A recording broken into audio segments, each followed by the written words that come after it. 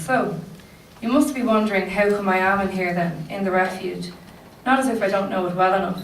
The pale yellow paint on the walls, the bunk beds with the clean cotton duvets, the garden with grass worn in places, and the toys and things for the kids to mess with. And that cat, the blue and white fluffy one, it must have been around for years now, because I remember that cat. I would be sitting trying to do my homework, piles of copybooks open around me, still with my green uniform on, and that cat would be rubbing up against the window, leaving little marks with its fluffy hair, and staring in at you, only begging that you would start tapping the window and messing with it. I remember all that, and even though I hated everything that was going on at home, and Mum crying and all the hassle and tension, and hating coming into the house that Dad was there all because it was only ever going to end one way.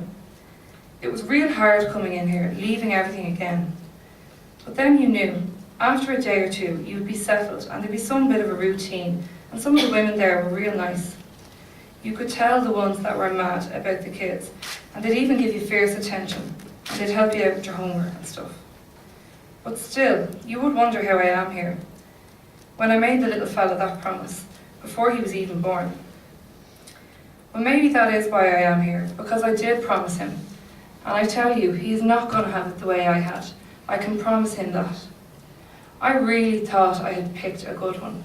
I thought, I am not going to make a mess of this, like Mum. And Jesus, I tell you, he was clever. He had me so around his little finger, so thinking he was a great bloke, that I hardly even noticed when things started going bad. I could say now, it all started before I got pregnant. And it's amazing how you would let them off when you think, well, he has been good to me, and everyone is allowed a bad day, and all the excuses I would be making for him in my head. Even when he was hitting me, or the lash he gave me into the belly, and I thought, oh God, this is it. I lose the baby. Me losing the baby like a pillow just punched in the middle. Even then I was thinking I could make it right. When he'd seen the little fella, and I thinking, well, at least it's not as bad as what Mum had to put up with. There's no more sense I can put on it than that. I honestly did my best. Jesus, I thought I had it sorted. All I can tell you right now, like when I was standing in the hall with the wheels of the buggy, all wet and covered in dead leaves, the little fella grizzling, all I felt then, and what I can tell you right now, is I made him a promise, this baby.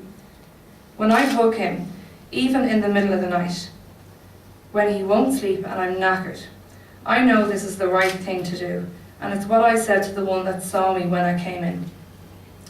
I said to her, whatever you do, you have to help me make this right. I told her straight up, I can't live with this, and this little fella, I had him just sitting, wobbling on my knee. If it's the last thing I do, he isn't going to live with it either. Thank you.